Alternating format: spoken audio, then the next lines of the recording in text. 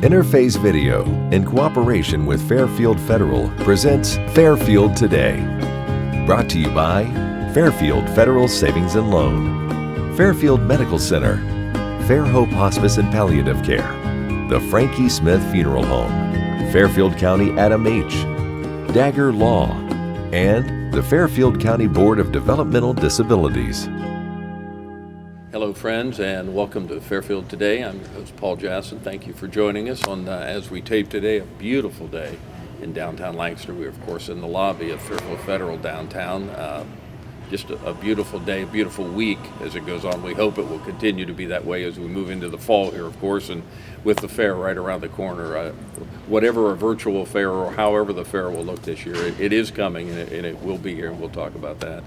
But glad you're with us today.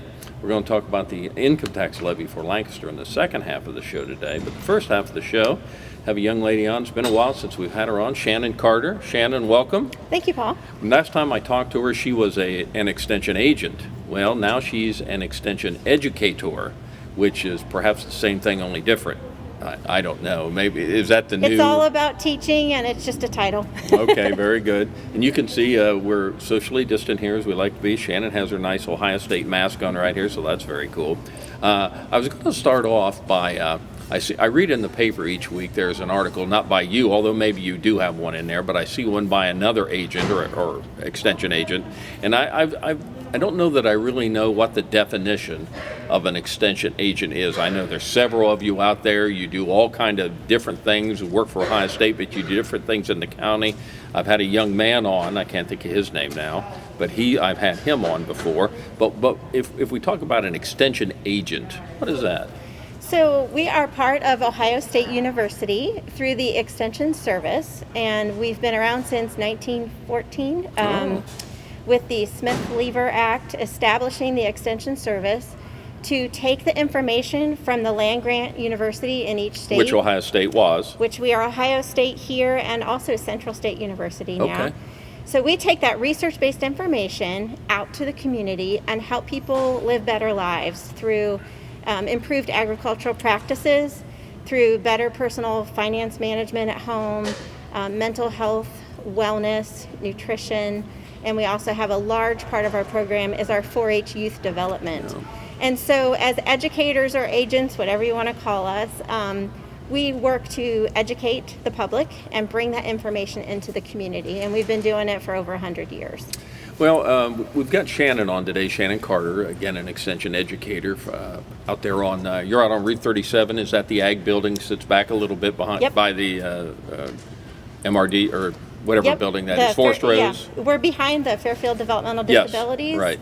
And it's the Fairfield County Agriculture Center. Right, beautiful building out there. It's a lot of nice. Meetings being held. I've gone to a lot of meetings out there. Yes, the county commissioners support us very well, and part of that is that beautiful space we have. Yeah. So I have Shannon on today, and we thought we'd talk about, in this COVID times, and again, there's no interview I do for the last 3 or 4 months that doesn't somehow roll around to COVID-19. I mean, it's always about COVID-19. That's what everything is. I'm sure Shannon's, her life is all about that too, and how you cope with that. But really, something that she deals with in this educator role as an extension educator was about coping with the stress of COVID-19. And we were just talking before we came on. You have a couple kids that are in high school up in Bloom Carroll District, and you could see some of that stress even in them for the several months they were out of school. They felt that, and that's what we hear all the time. How are people coping with that? And you saw it firsthand.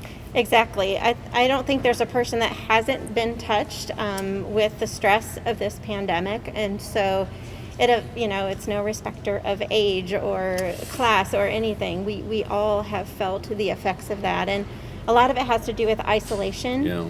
And when you don't see your friends, you feel like you don't have friends. And that's kind of where my son was getting to. And so trying to take good care of ourselves and good mental health at this time has never been more important.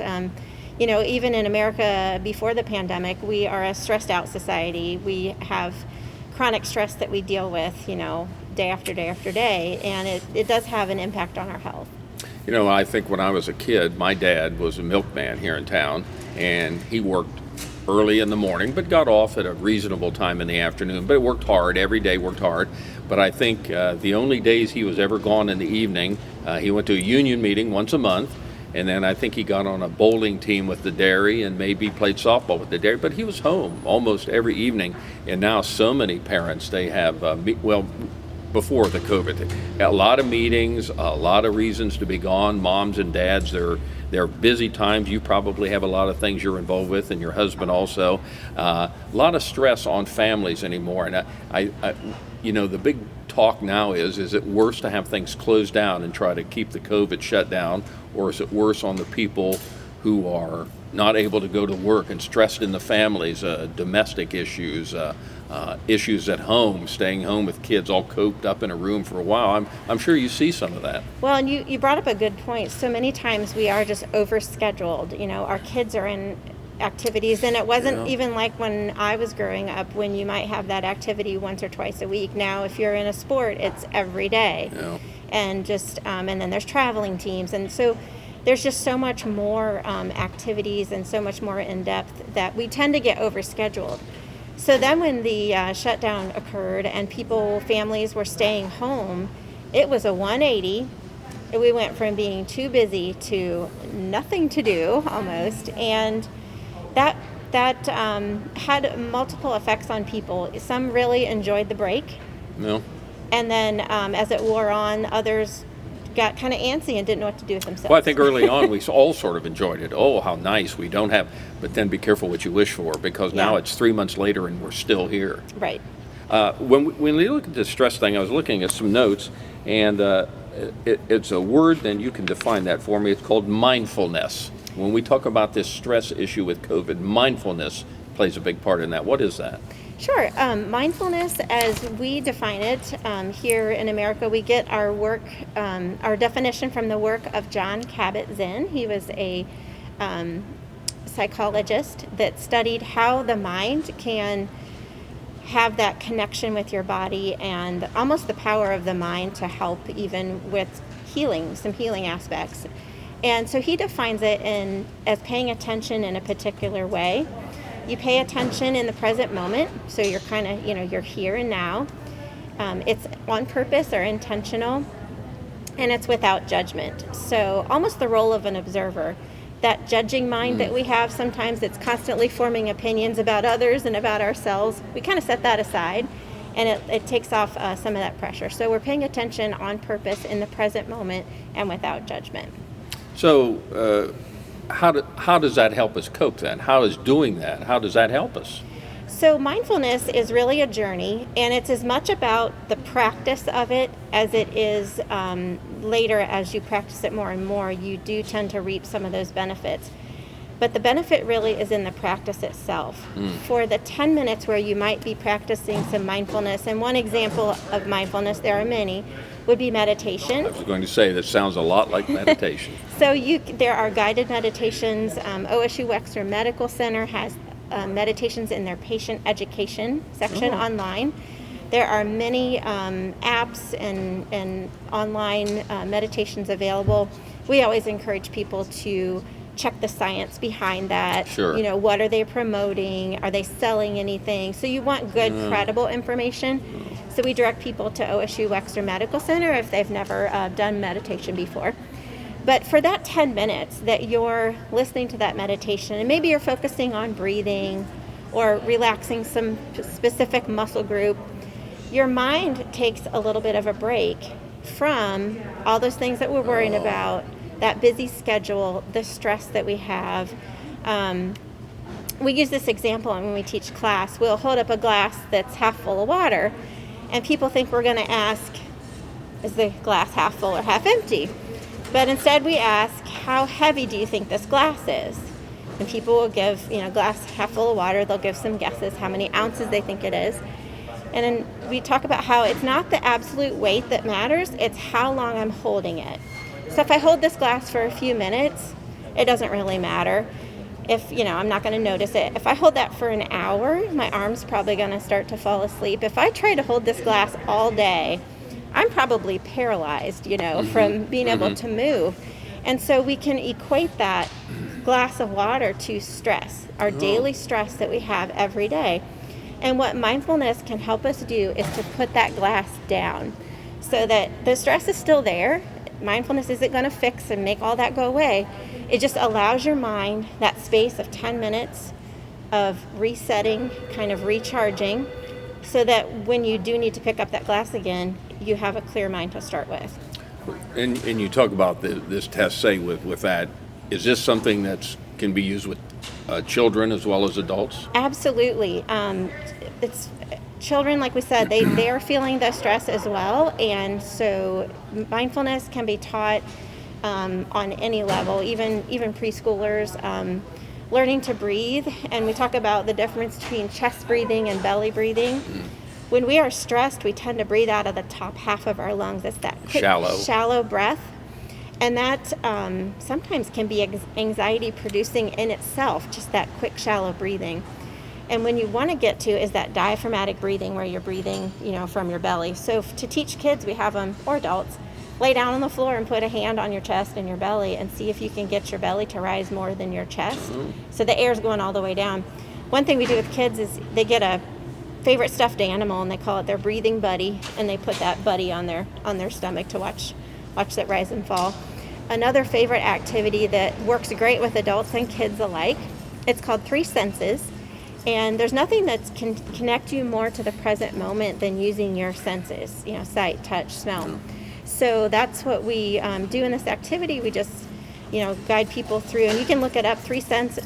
I think it's on blissfulkids.org. Okay. And so you use, a minute, and you look around, your room, or if you're outside, it's a fabulous thing to do in nature. See if you can notice 3 things about your environment. And then you move on to the sense of touch, surfaces or temperatures. How do things, just feel? You're noticing how that feels. And then sounds, finally. What sounds do you hear that are different? And so, again, the focus during that time, you're noticing, you're aware of things in the present moment, and hopefully you're not thinking about all the things that are weighing on you. And so you're giving your mind that space. A little break. It's kind of like, in our computers, we have our computers on, and we might have 10 different applications open. Well, what happens to the computer? Starts to get sluggish and slow down and not operate quite right. So we learn how to, mindfulness is kind of like shutting down some of those applications and focusing on that one thing. Got about a minute left, and something I wanted to get to was this event you've got coming up. It kind of ties in with that. Starts in about a week, called Take a Break. Yes, Ohio State University Extension's Live Healthy, Live Well team offers an email challenge to any adult with an email account. Twice a year, and this fall the theme is called Take a Break, and so we'll be talking about mindfulness and little brain breaks in there, but also tips for parents. And if anyone wants to be signed up for that, you can go to this link. It's go.osu.edu/LHLW fall, so for Live Healthy, Live Well fall. And they can just check on your website. And yes. Out there at the extension office, and Fairfield.osu.edu will also get them to our website, and they can find this challenge. Very good. Shannon Carter's been our guest. She's an OSU extension educator. Obviously, you can tell she knows her stuff. Always a pleasure to have her on. Whether it's cooking, today it's how to live in this COVID-19 world, which is, we hope someday that'll change, but we're not sure. You could be teaching this for quite a while. Well, these stress management techniques can certainly carry forward to the future, but we were looking forward to this pandemic being over. Well, everybody's ready to move on. Shannon, thank you for being with us. Appreciate it. Go Bucks. Thank you. Go Bucks. Nice mask here, OSU. Shannon Carter is our guest. We'll be back to talk more about the Lancaster levy in just a moment. Fairfield Federal. When it comes to our customers and our community, we go above and beyond to help. Our people make the difference. It's a hometown bank. It's located here in Fairfield County.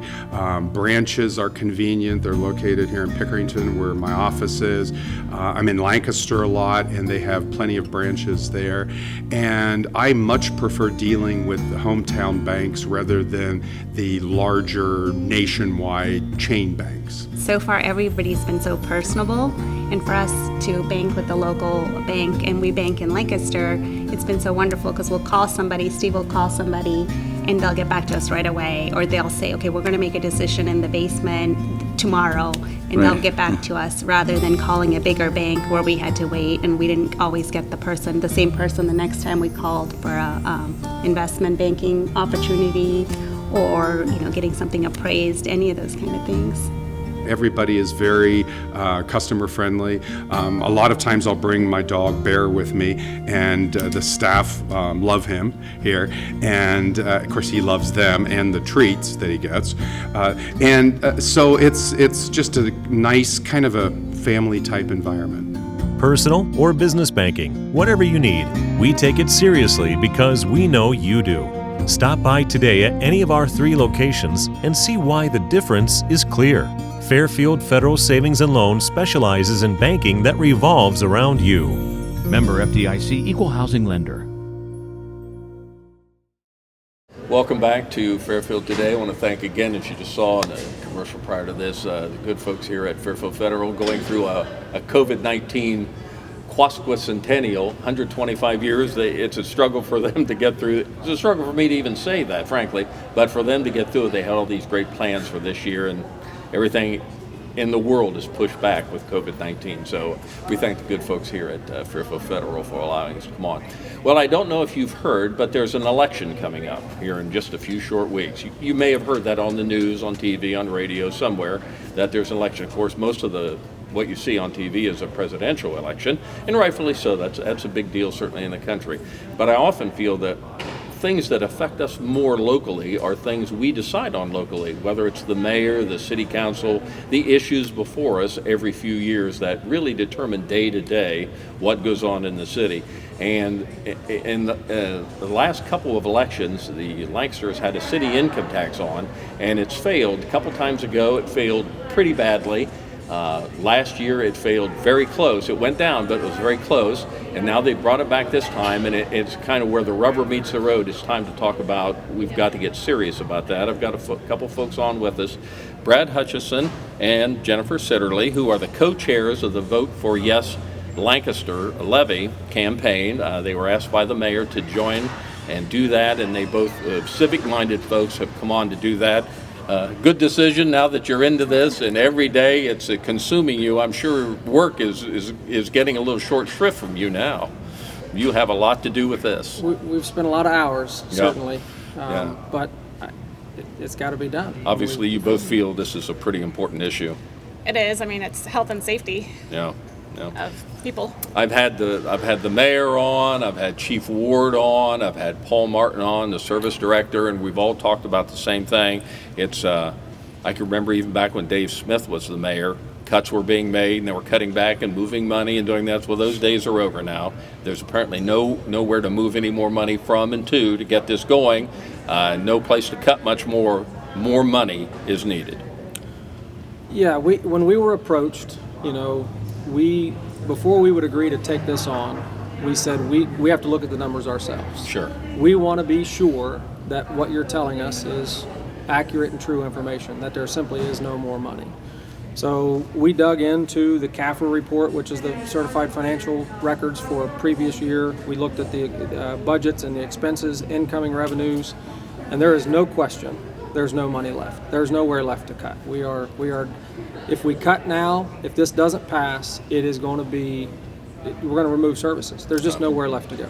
I've talked to Chief Ward, and I guess he's the one that feels the crunch as badly as anybody. But he says if this doesn't pass, we're talking like 1960s levels. And when I look at the website, yesforlancaster.com, you've got a lot of information on there, but services will slow up. We'll have it'll take you more time to get an EMS or a fire truck to wherever you need to go. The city continues to grow. These are issues that I think it's time to talk about these. Right. That's why we agree. Yeah. Why we ultimately agreed to do it. There's nothing sneaky about it. No. What would you say is the biggest misconception about this whole levy thing? Either of you could talk to that. Probably that there's nowhere to cut. I mean, we just spoke about it, but do people still think, well, you've got money, you just aren't using it? And they believe it's being done the wrong way, but the Ohio Revised Code says you have to fund safety forces through the general fund. Mm-hmm. And this levy is for a very specific fund within the general fund that cannot be used for anything else. So the monies generated from this levy have to go to these safety forces, and it has to be within the general fund. I think that was the biggest misconception that we struggled to speak to define so that people could understand why it was being done this way. There's no other way to do it. And I think if you look, Brad, at certain areas of the city, I think they're called enterprise funds, water pollution, gas, sanitation, they may have large budgets if people see that they have money in there, but that can't be used for this. Am I correct on that, by ORC? Correct, yeah. 2 years ago when this was first talked about and Mayor Scheffler made the statement about cutting police and fire, I went to his office. I was mad, I was frustrated, and quite frankly, we got into a heated argument because I said, why is it every time you need money, you threaten us with police and fire? I remember, sure, 15, 19 years ago, the last time they had one, it was the same thing. So he sat me down, and because my first statement to him was, let's get rid of some of the guys leaning on shovels out on the streets, sure, and let's save the police and fire. He says, well, that's not how it works. So that was really my first education to understand enterprise versus general fund, and the fact that you cannot move money, which I think is ludicrous as a business person. When we look at our budgets running the business, the money's the money, and you got to pay the bills. Sure. But under the code, under the rules, they can't move money from the enterprise funds. So you're left with a very distinct bucket of money that you have to fund out of the general fund, which is police, fire, administrative, and courts. That's it. So if you take the police and fire out of the general fund, you have 86 employees left. Of those 86, 49 are in the court system. So the court system is very unique in that the judges can make an order that says, you're not touching my money, and that's the rule. So the mayor can't do anything about that, the police can't, nobody can do anything about it. So of the 86 people, if you take the 49 that work for the courts, now you're down to 37 employees of the total administrative of the city. Mayor, service safety director, assistants, accounting, treasurer. You could cut every single job and have not one employee, and you still can't even move the needle on what's needed in the budget cuts, which is directly derived from state removing revenues that used to come into the city coffers. When Kasich was trying to balance the state budget, his first thing was he took all of the sales tax revenue sharing that used to happen with municipalities and he cut it off. The estate tax has been done away with. Those were all revenue streams that the city used to use, which equated to $2.5 to $3 million a year to the general fund, which is that money that's never been replaced. Right. So inflation has certainly outpaced the increase of tax revenues as far as income So tax. it's kind of this perfect storm then. You've got less of pools of money coming in, and now with the income tax, with businesses shutting down, I'm sure income tax levels are hurt. And another thing I think, Jennifer, we talked about was senior citizens need to understand that it's different for them versus if you're working or not working, it's different. Correct. Again, the city can only leverage an earned income tax, and seniors that are receiving pensions, Social Security, IRA distributions, 401k distributions, that is not considered earned. Okay. Because it is after they have done their work throughout their career. So it's more of a savings account. They've already paid state and federal tax on it. So the seniors receiving that fixed income are not subject to this earned income tax. And there'll probably be a lot of seniors turn out for this. This is a presidential election. I think we're talking, maybe in the last one there weren't as many people turned out. Now there'll probably be a much larger pool of people turning out. So it's important to know for the senior citizens that they vote, this may not directly affect them.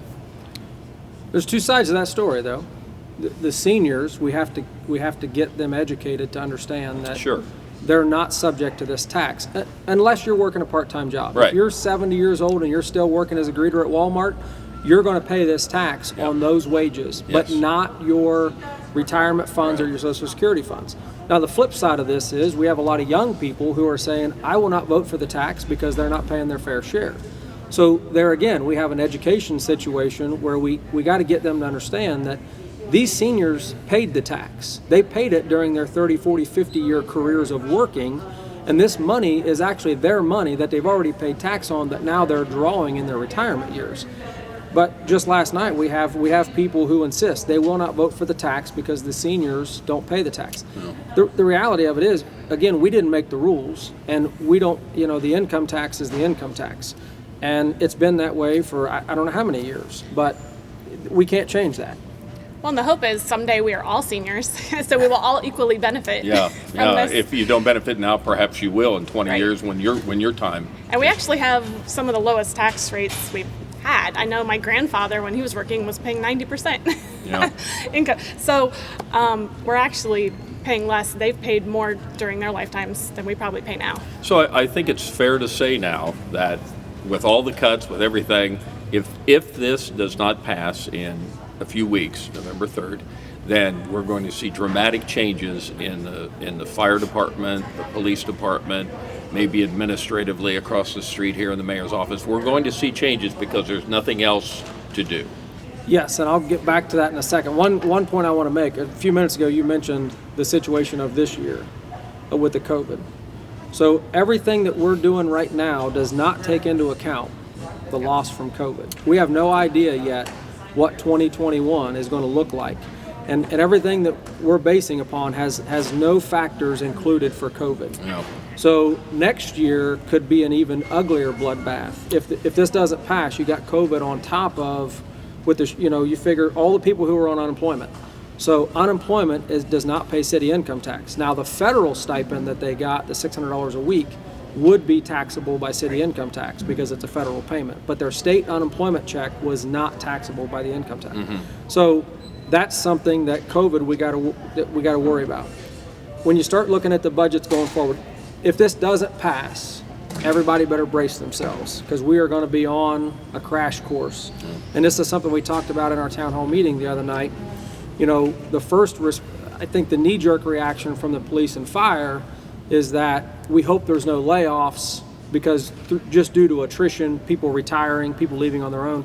We've lost 10% of our fire service guys this year through people leaving due to instability in our department. So they're jumping ship because some of them assume it's not going to pass. Therefore, they're going to get laid off. So they're actually putting their foot forward. They're getting jobs and leaving our department. So these are experienced guys who we've already trained. We've already been through the process. We already had an investment in them. Now we're going to be starting over. Yeah. But make no mistake about it. If the courts rule that you're not going to touch their budget, that's 49 of the 86. The other 37 employees that work in the city, we kind of looked at, are there any places where you can cut? And the reality of it is there's nowhere left.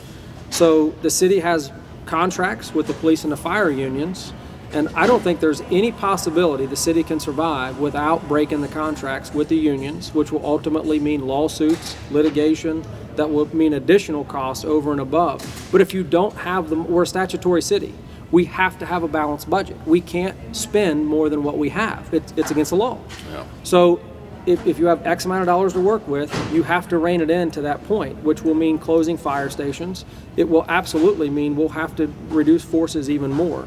We're already running River Valley Highlands, and I use that example because it's the largest, newest neighborhood in Lancaster. 7 minutes and 43 seconds average ETA run right now for a medic. 10 minutes and 14 seconds for a fire response. And that's coming from Engine House 2, which is the closest engine house on the west side. So if they're coming from the east, you're talking ETAs of 12 to 15 minutes to get to River Valley Highlands. And those will increase. Absolutely. Those times will absolutely increase Yes. with that. Yeah, I think when I've had Chief Ward on, that's what he's talked about. Well, Jennifer and Brad, we appreciate your being on there, co-chairman of the Vote for Lancaster levy. YesForLancaster.com is the website. Tremendous amount of information on there. There's lots of questions. I'm sure you two are willing to talk to groups, to talk to anybody to get this word out. They can call City Hall. The mayor's over there. Administratively, they'll talk about it. I guess it's just a matter of we've got several weeks here and just beating the pavement, giving the good news again and again. Yep. If it doesn't pass, it won't be from lack of effort. Yes. But if it doesn't pass, it's going to be bad ugly. I just can't Brad say that Hutchison enough. and Jennifer Sitterly, we appreciate your taking this on. You're doing a great service for the city. Thank you very you. much for that. Good luck in this, and we're certainly 100% behind you. Again, we can talk to the mayor, the fire chief, Hallmark, and everybody, and try to get the word out. I guess just get it out there and lay it out there and let everybody make up their own minds and hope it's a positive aspect of this. 50% plus one, that's what we need. That's it. That's it. So it's coming up in just a few weeks. I thank Jennifer and Brad for being on with us today, and thank you for joining us on Fairfield Today. Interface Video, in cooperation with Fairfield Federal, presents Fairfield Today.